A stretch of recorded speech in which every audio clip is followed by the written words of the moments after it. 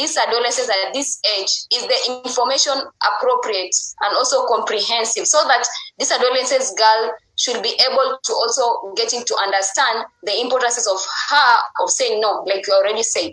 Then you also talk about the poverty rate. You find that, yes, we also need to train our girls on the issues of how, when they engage themselves into early age, getting pregnant at a very early age, there's so many consequences which they will be, maybe they will make them become more vulnerable when it comes to the issues of poverty rate, and also be able now to get other sexual infections when we're talking about now then not having unprotected sex. So we also talk about how now the community health volunteers should be able to understand the information that they are giving also to these adolescent girls, have murals, like you have said. Those are some of the recommendations that the county government should have. Let's have posters, murals, and also we need also to chip in and also have teachers who will also be part of the team will train these adolescent girls. So many issues like menstrual hygiene management, on how they can be able to cycle the menstrual cycles, so that we can be in a position whereby we not have many adolescent girls who are engaging into early sex, but also be early sex in a way that they will not be able to transit to higher educational level. Remember that we are talking about having gender equality. Then if we have so many adolescent girls who are getting pregnant at a very early age, so how are we going to achieve the gender equality when it comes to now we have women who are being empowered and also be able to speak on behalf of these other women? I like the part when we are talking about the negotiation skills. So even just having to have a contraceptive method, it is good that to have this adolescent girl should have the negotiation skills, whereby she can talk to this young men or young women, a fellow young man, whereby it is good for him to be protected while having sex, so that they can also reduce the number of other infections like STIs and STDs. You'll find that there's also another conversation whereby the boy child, as Violet, working under the health facility, as also training adolescent girls on sexual reproductive health and rights. What have you been championing when it comes to now getting the boy child on the table to reduce this number of teenage pregnancies? Thank you, Maimuna. As much as our main focus is on the adolescent girls and young women, we're also not letting the boy child behind, because these girls don't have sex with the same girls, right? It is not a girl who makes this girl pregnant. So there must be a male sexual partner somewhere who makes this girl pregnant. So as much as we're talking about HIV prevention, about reducing teenage pregnancies, there is also a need for us to incorporate the boy child in this conversation. This boy child should also understand that if I make this girl pregnant, I'll ruin her future. I'll drag her behind, because if, for instance, this girl is so determined that she'll give birth and go back to school, you have wasted her time. And if you really love this girl and you're wasting her time, you see, you're even wasting your future and the future of you're wasting time for the future generation. So it is only right if we talk to these men, the male sexual partners, about safe sex, about even the negotiation skills. We also need to tell them that they should support these women. In fact, the men are supposed to be the best support pillar that women should have. You see, if you know that a man is supporting what you're saying, you will become more confident in what you do, and you'll feel like, oh, kumbe what I'm doing is right? So we also need to talk to these boys. We need to talk to them. We need to teach them about the contraception method mix, not only to the girls alone. We also need to teach these boys about the negotiation skills, because we also find that some boys also become victim of sex with their male sexual partner. You understand? Like, we have male having sex with other males. We also need to teach them, because if we focus only on the girl child, we are leaving behind the boy child and we will be doing nothing. Because this thing has to go hand in hand. Like, we empower the boy child and the girl child at the same time. Even though we know that the burden is more on the girl, because when the girl is pregnant, the boy will continue with whatever he was doing. If he was schooling, he'll continue schooling. But the girl has to withdraw, go back, maybe nurse the pregnancy, it comes to term, you give birth, you nurse the baby until 6 months. That's when maybe you can leave the baby at home and go do some things. But again, you won't concentrate because you have someone behind who's looking upon you, and you are still a child. You're supposed to be looking upon your parent maybe.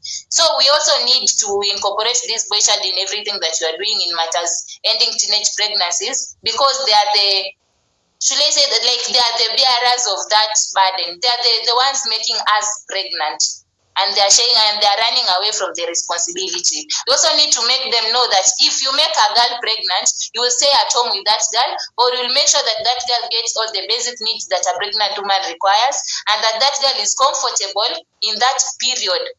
And by doing this, I'm sure that these men will also be like, no, I don't want to make her pregnant because I'm not ready for responsibilities. And if I'm not ready for responsibilities, someone will hold me responsible and accountable. So they also they'll take caution in whatever they are doing.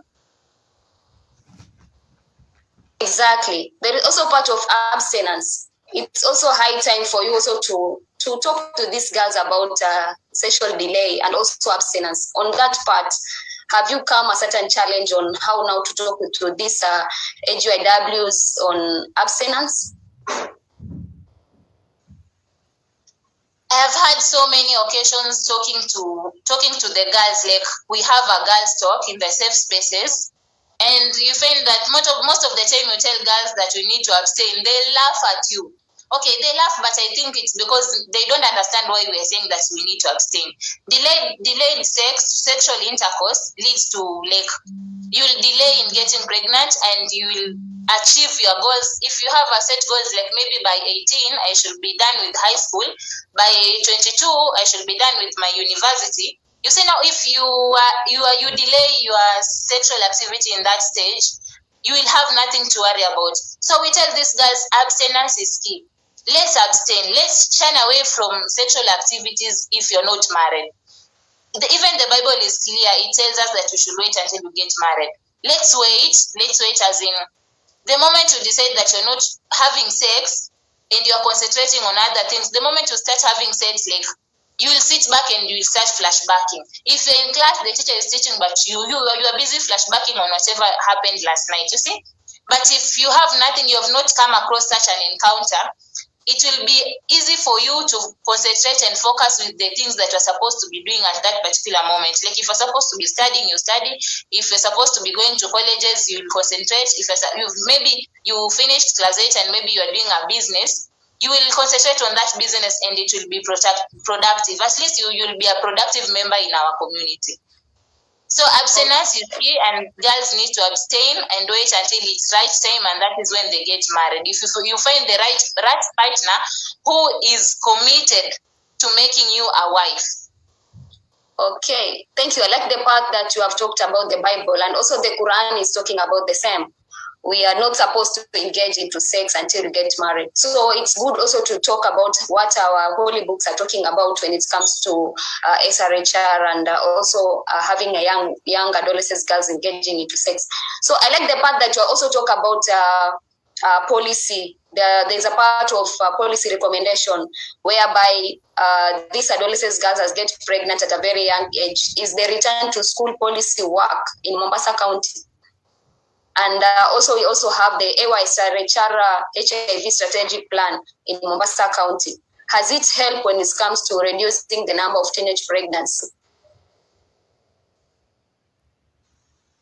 Yeah, to a certain percentage. Like, we find that in the old years, when someone gets pregnant, they could just, like, you decided to become a mother, now be a mother. You see, now you stay there, you are stranded. Like, you have no education, you have no skills, you have no knowledge, you have nothing. But again, with this policy, we find that most girls who are still determined in going to school, they get pregnant, you give birth, then you leave your kid at home and go back to school. And the moment you give this girl a second chance of going back to school, this child becomes more determined, because she's like, I have a son or a daughter who is looking up to me. Like, I don't need to, like, at least you have another force that is motivating you into pushing into what you're doing, into pushing that you need to work hard and attain your goals on time. And also about What did you say again? About the policies, are they also being, like, we have talked about the return to school policy, and also the parents need to also support this.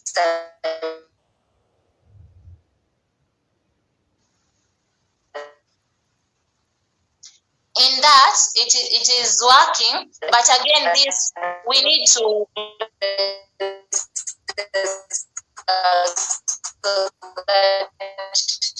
technical hitch, Maimuna. She can leave the child and also go back to school. Maybe have you talking about the mother to this adolescent girl so that she can also support this girl to go back to school? Yeah, and that's why I call on like this. We call on civic education on parents. And that's why I said that the community has a role to play in ensuring that these girls also go back to school. Because I just told you earlier that most parents don't talk about sexual to their kids, right? So you find that there is a parent who is so strict such that you didn't talk to a girl about sex when she was maybe 10, 14, when she was growing up. Now she's 16, she's pregnant, and you are like, you decided to be a mother, okay, be a mother now.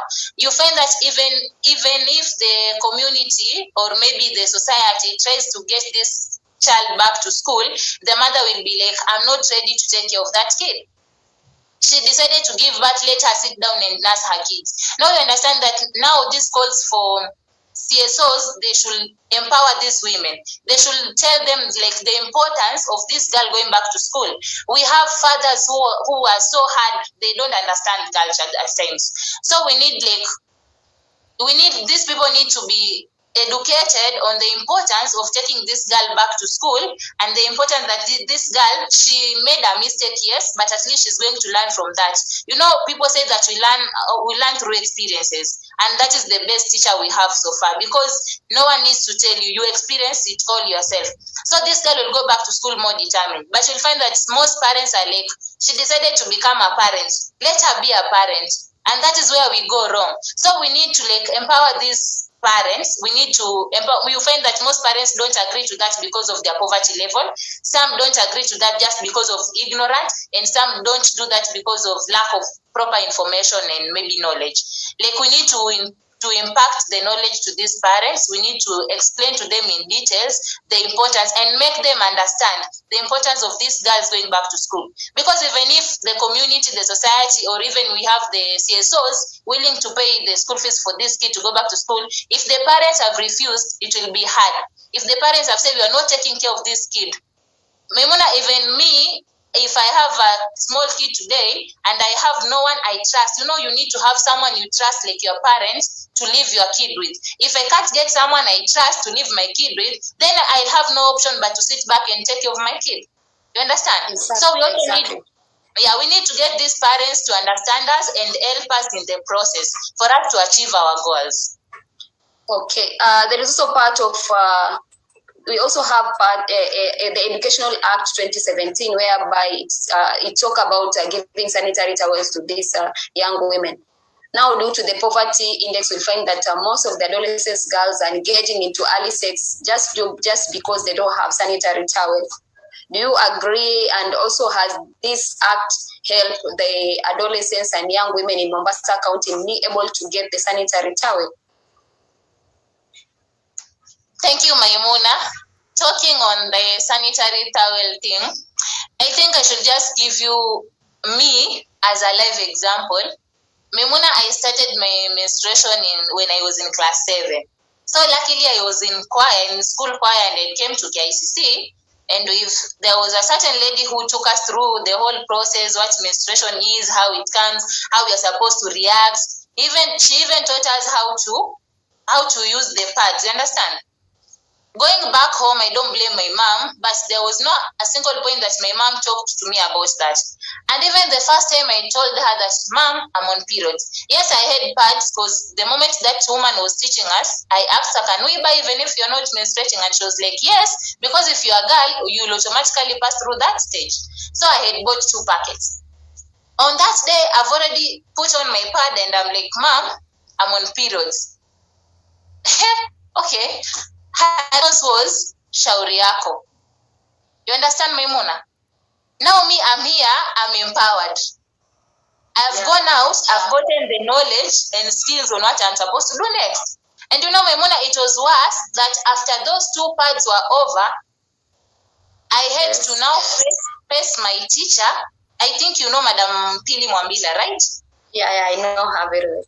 Yeah, I had to face Madam Pili. Madam Pili had to call my mom to school. She had to tell her, and that is when my mom started buying for me pads.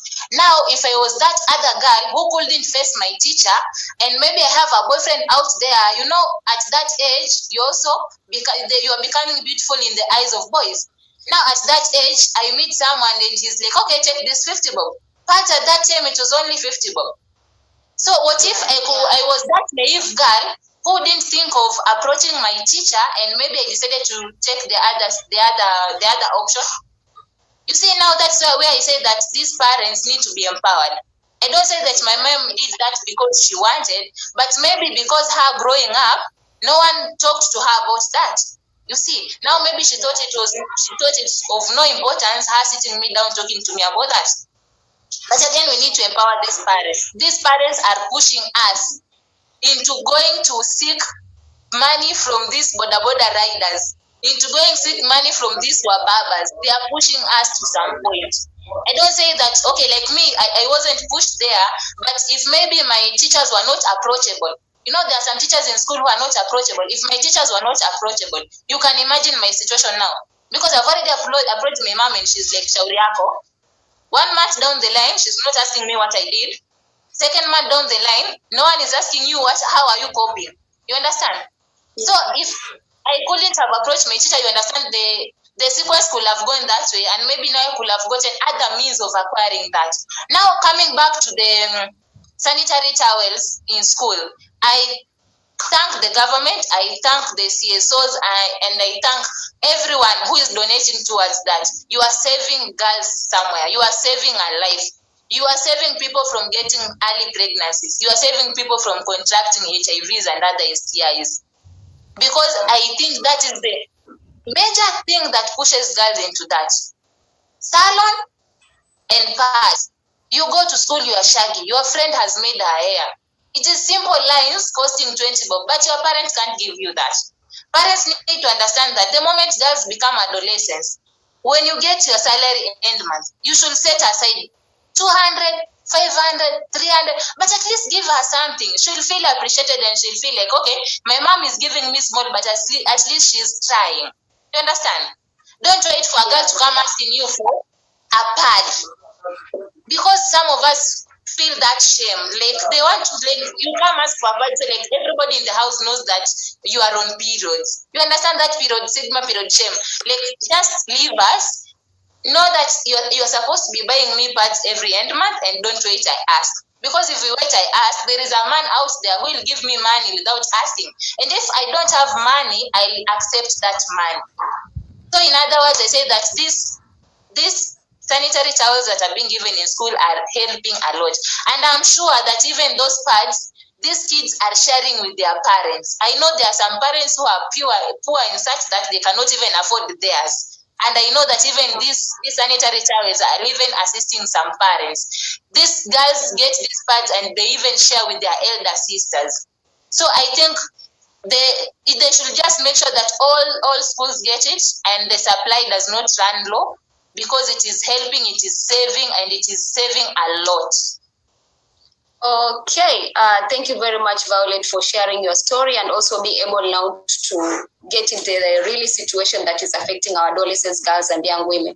And it's true that most of our parents are not talking about the issue of menstrual cycle, getting to understand on how your next period will be, how to put on the sanitary towel, how even to dispose of the sanitary towels.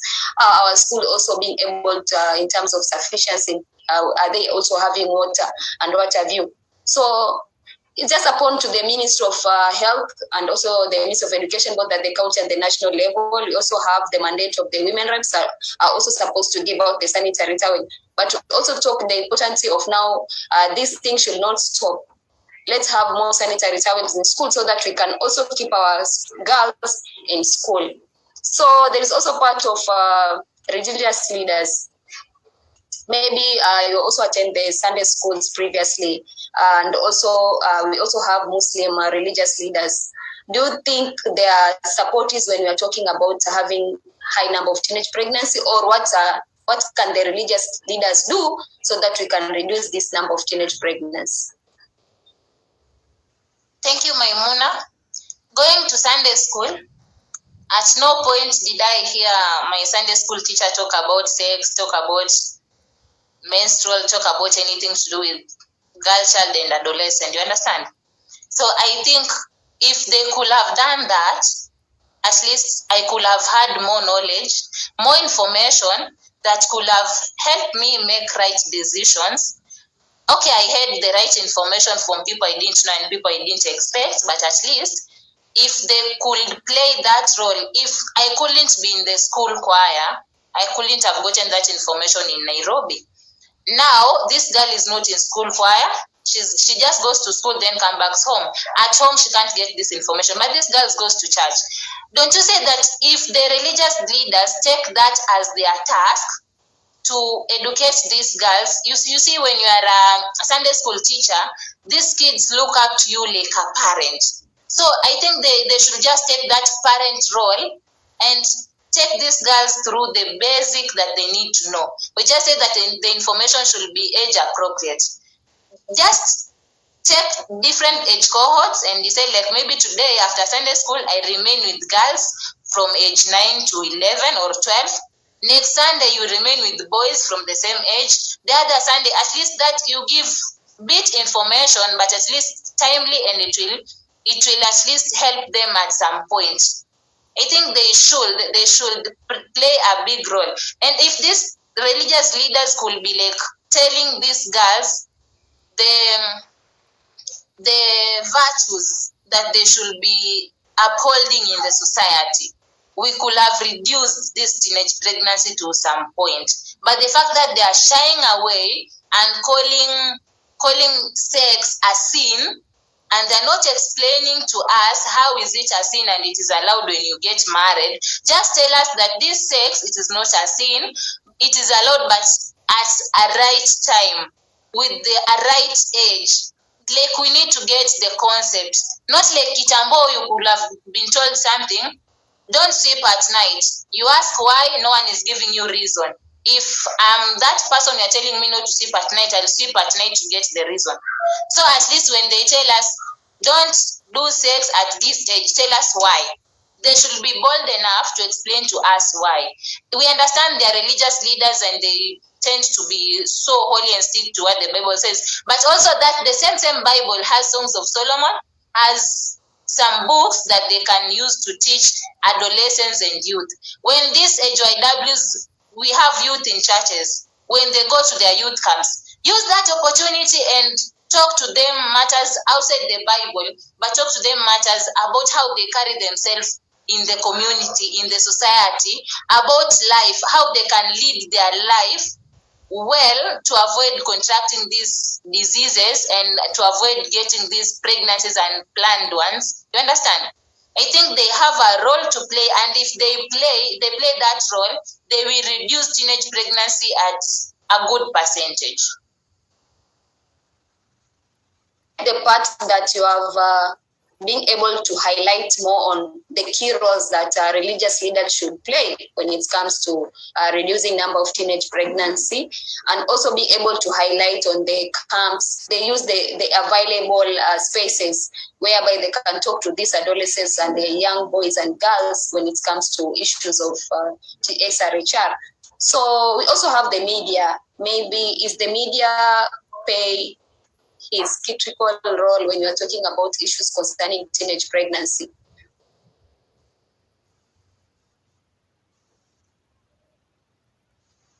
Thank you, Maimuna. When you talk about the media, we have the mainstream and we also have social media, right?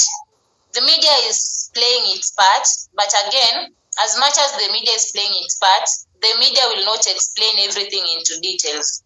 We need people close to us, like our parents, our teachers, our Sunday school teachers, to now highlight and shed more light on whatever we have seen on social media, whatever we have seen on TVs, whatever we have seen on internet. You understand? So, okay, the media is playing its role, but I know it is not going deep. It is not going into depth. Like this generation, the youth need to understand. You tell me sex is not good and explain to me why.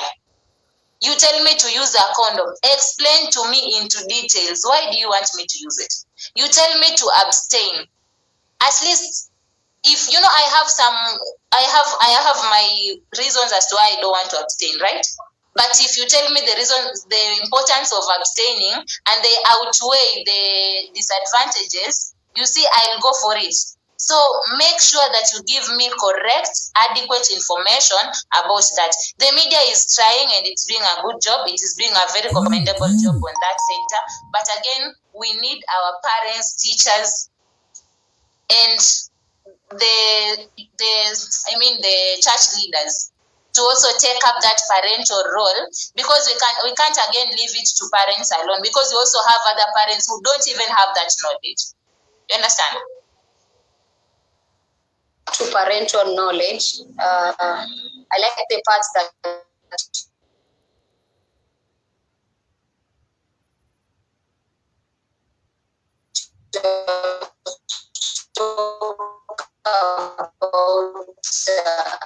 it's a multi-sectoral approach when talking about reducing the number of teenage pregnancy. So we also have at a very young age. By the time she's 22, she'll have 10 years old. And currently, criminal gangs and also have high number of juvenile gangs in our society. Do you think teenage pregnancy can also be among of the indicators who have been able to increase the number of gang groups in our society when we're talking about parenting and poor parenting in our society? I'll use a live scenario. I have gotten pregnant. My parents didn't hawakunikubali. The society looks at me like I'm a shame, I'm a disgrace. Then my teachers, if I go to school, like there is that stigma, and I feel like I have no place in the society. I have no source of income. I have no one to mentor me, no one to talk to me about, like, to counsel me and tell me what I should do. And the only person I come across is those people at Maskanis. You understand? They're the only people there that I can sit and talk to. My mother, I'm there, maybe I'm pregnant. I've given birth, my kid is around maybe 2-3 months. I have no food. I have no shelter. I have nothing. And I pass by, I see that this person, if I attack him or her, I'll get the money that I need to go and eat. What will stop me from doing that? Nothing will stop me from doing that, Maimuna. Because as much as I'm doing it, I could not be wanting to do it, but circumstances are forcing me into doing it. You will go to places like Matopeni and find what young mothers are doing there. And when you ask, the girl is answering you genuinely from her heart. Like, if I don't do this, I won't eat. If I don't, like, I have no parents. My parents disowned me the moment I got pregnant. My boyfriend denied the pregnancy. And I'm all alone left in the society with no income, no nothing. So you understand that this teenage pregnancy is breeding so many things in our society. It is breeding so many bad things in our society, because some people feel like their life has come to an end and that they are just living today. You understand? And that's why we say that these girls need to be embraced back to the society. They need to be treated like it is not the end. You are not the first one to do this, and we can't crucify you for this. We just need to advise them, counsel them, help them in making right decisions in life, so that the mistake they made should not repeat itself, and maybe they should be used as an example to talk to other girls and prevent such cases in reoccurring in that particular community. We need to advise them, we need to bring them back into the society, because most of them will even withdraw from social activities. If someone used to go maybe walk around, she'll go back into isolation. And the moment you are in isolation, next is stress, and if you're not strong enough, if you don't get someone to talk to, you will fall into depression, which is not helping. And then once you're into depression, you can do anything because you feel like after all your life is meaningless. So that you can even get into, you can start to steal. You can decide to, even if you kill, you feel like, okay, after all my life is ending. You feel like you have no one to lean on. You don't even have anyone you can hold on to life. And that's where we need, these girls need to be counseled, need to be given psychosocial support. They need to be encouraged. They need to be taken to safe spaces, interact. They need to have a support group where you find someone who had a particular incident or passed through a particular experience, talking to you on the ways or the way they overcame certain situations, and maybe you can apply whatever they applied, and you find okay, so I can make it, I can overcome it, I can overcome this situation. They need to be we need to impress them. Thank you very much, Violet, for sharing your story. Actually, it has really touched me on how now the parents should take responsibility and also support and bring back to these girls in order to just boost her self-esteem and also being able to have a support system in the society. Remember, family support is very key when you have any challenges or if there is any matter that needs to be addressed, especially when you are very down emotionally. We also have issues of mental health. If you don't get support, you now find there are so many cases of suicide cases, whereby we also are seeing children being just dropped out in our dumping sites. We also have challenges whereby now we have a high number of girls who are just being loitering around and also engaging into commercial sex work, so that they can be able just to get something and also come back with and also support he or her own child.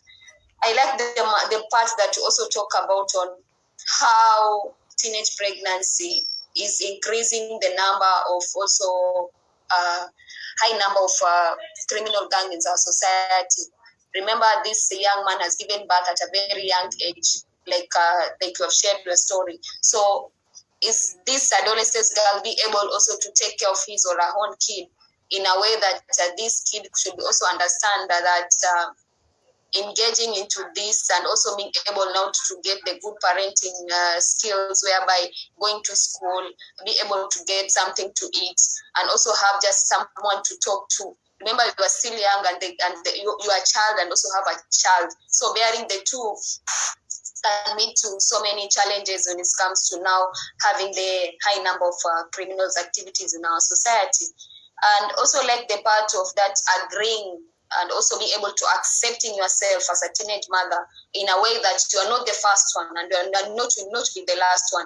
When you're talking about issues of teenage pregnancy, you also need also to understand that the finger pointing in our society and also being able now to just being able, you see people sitting in certain maskani that also talking about this adolescent girl, someone will feel very don't have that confidence even to walk within the community.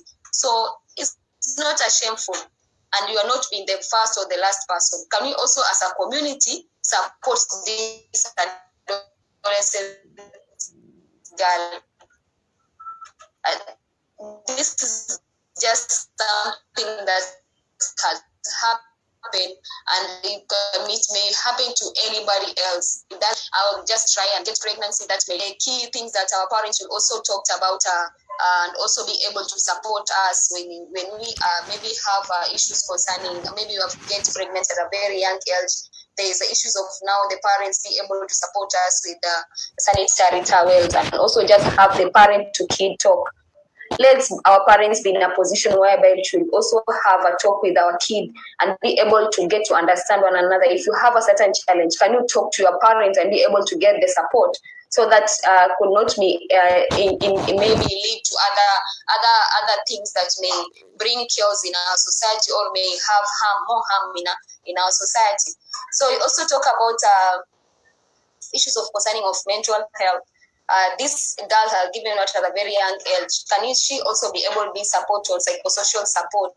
There's a part of counseling session. And I like that you talked about having the safe spaces whereby the teenage mother be able to sit with another teenage mother so that they can also share challenges and also experiences. And the way forward, getting pregnant is not the end of life. Can we also have maybe economic activity?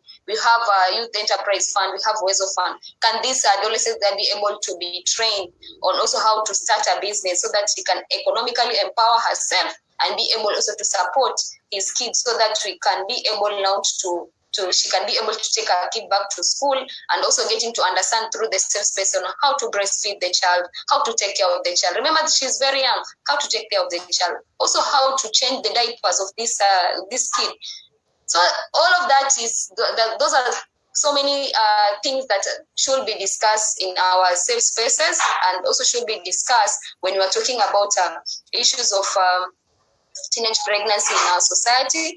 And I like just to you and thank you very much for sharing your story to many of the. I understand that so many people are watching and they also been getting to they have learned one or two things that getting pregnant is not the end of the life, but I understand you also get some of the challenges, and also what advice can you be able to give to young women who is currently watching, or apart from watching, she's currently maybe having pregnancy, or just a young woman at home? Which advice can you give him or can you give her so that she can also be able to just to know that getting pregnant at a very young age is not the end of life? Thank you. First and foremost, I'll address the AGYW'S. Kindly